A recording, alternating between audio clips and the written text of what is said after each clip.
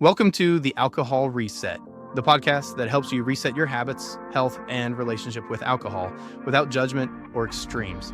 If you're looking to cut back, take a break, or just understand how drinking can affect your body and mind, you're in the right place. Each episode brings you science-backed insights on neuroscience, nutrition, and habit change to help you feel better, sleep deeper, and take control on your terms. I'm Mike Hardenbrook, bestselling author, neuroscience enthusiast, and habit change expert. I've helped thousands through my book and podcast to rethink their drinking, and now I'm here to help you do the same. Let's get started. Hey everyone, Mike Hardenbrook here, and welcome. You know what seems to be everywhere lately? This whole idea of a 1-month alcohol reset, dry January, sober October, or maybe just you deciding, hey, not this month. It really feels like it's having a moment, doesn't it? But I always find myself wondering, is this actually doing something significant for our health? Or is it maybe just a latest wellness trend? So that's exactly what we're going to explore today. We're going to unpack the science, the realities behind taking a 30-day break from alcohol. Nothing too complex, promise. Our goal here is really just to understand what happens, like what really happens to your body, to your mind, when you hit pause on drinking for about a month. We'll look at it week by week. And we'll also touch on how you can maybe maximize the good things that can come from it. So if you've been kicking this idea around or you're just curious, stick around. Let's get into this exploration of the 1-month alcohol reset. Okay, so you've decided, let's do this. A month off the booze. Let's dive into week 1. What I kind of think of as the body adjusts phase. Look, I'm not going to sugarcoat it. This first week, it can be a bit of a transition, right? If your body's used to having alcohol regularly, it might push back a little. You might notice some cravings pop up, maybe a headache or two. You might even feel a bit grumpier than usual. It happens. Even your sleep could seem a bit off initially. You might think that drink helped you drift off, but actually alcohol really messes with your REM sleep. And that's the crucial bit for memory, for mood regulation, really deep restorative sleep. So your brain is essentially, it's relearning how to sleep properly without that interference. Just be kind to yourself this week. Yeah. It's an adjustment.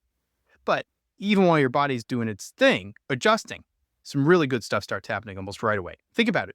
All those hidden sugars, those empty calories you're suddenly not consuming, those craft beers, fancy cocktails, they can be surprisingly packed with calories that honestly don't give you much back nutritionally.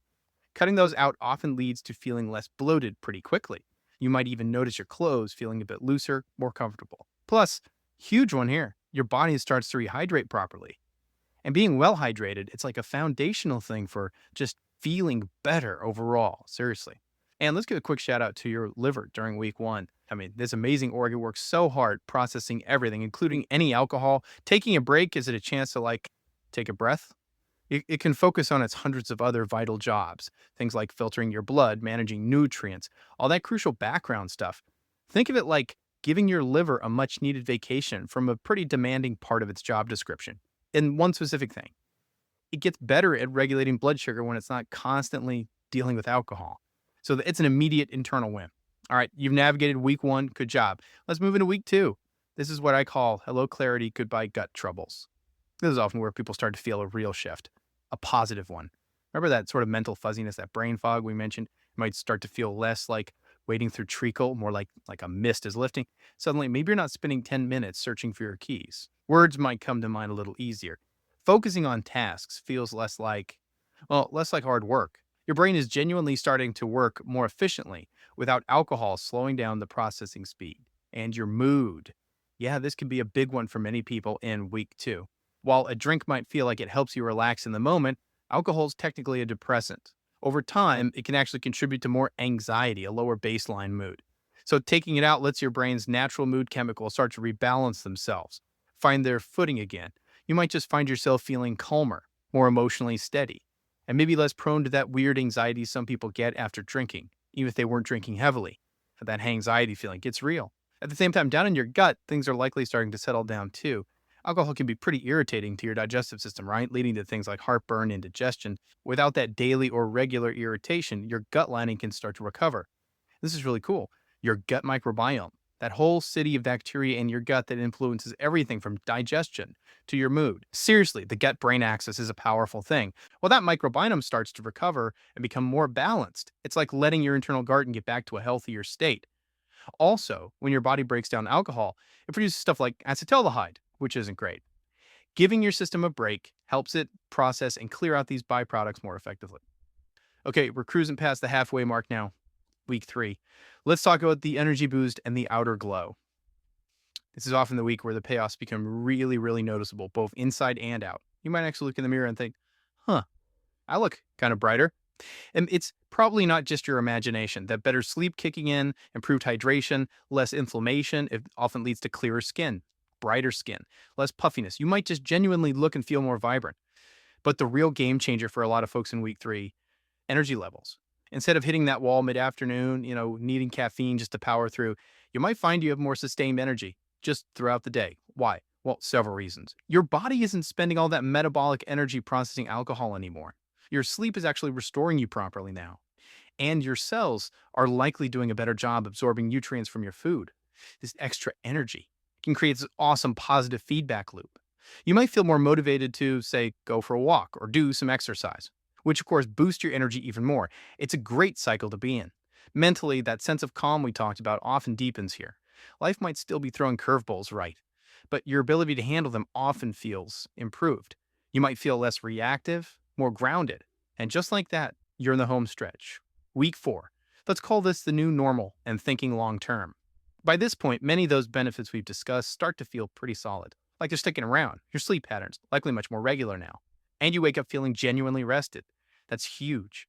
Your immune system, which alcohol can suppress, it's now functioning more optimally, meaning you might be less likely to catch every little cold or bug going around. Physically, you might feel stronger. Mentally, definitely sharper. This is basically your body and brain operating closer to their actual potential. But week 4, it's also this fantastic chance to step back and reflect a little. You've just spent a whole month navigating life, social events, stress without your usual go-to drink. So take a moment. Ask yourself some honest questions like, did you really need alcohol to have fun with friends? Or connect? Have you maybe found some new ways to unwind after a tough day? Healthier ways? Do you actually appreciate this feeling, this clear-headed, energetic feeling, more than the temporary effects of alcohol? See, this month isn't just about deprivation. It's not just about not drinking. It's about gathering really valuable data, personal data, about your own relationship with alcohol and what truly makes you feel good, feel like you. Think of it as like a personal research project for a better life. And as you look beyond the month, you can start thinking about how you want to move forward. It's worth remembering that alcohol consumption can cause something called oxidative stress in the body, kind of like internal rusting, if you want a rough analogy.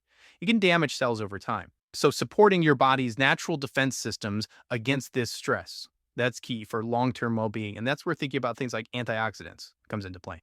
So let's wrap this up. Can taking just 1 month off alcohol really make a difference? Yeah, absolutely. It can be a surprisingly powerful reset for your health and your well-being. You're not just giving something up, you're actually gaining so much. Deeper sleep, more mental clarity, real physical energy, maybe a more balanced mood, and, crucially, a better understanding of yourself and your habits. It really is an investment in yourself with potential long-term payoffs that might even reshape how you view alcohol altogether. Ultimately, this month off is a chance to reconnect, to remember how good your body is actually designed to feel, how sharp your mind can be when it's not being dampened. Maybe this little exploration has sparked some thoughts for you, something to consider. Until next time, keep exploring what makes you feel your absolute best. That's a wrap for today's episode. If you got something out of this, do me a quick favor, leave a rating and review on whatever podcast platform you're listening on. It helps keep the show going and would mean the world to me. Got ideas, comments, or questions? Shoot me an email at mike@trycloud9.com. I'd love to hear from you. And if you're looking for extra support, check out Cloud9, makers of Daily Restore, a once-a-day supplement to support your body from alcohol's effects, and Rise and Unwind AM/PM, a 24-hour combo to curb cravings, balance mood, and improve sleep when taking a break. Go to trycloud9.com and use the code PODCAST to save 15% on your next order. Thanks for listening, and I'll catch you next time.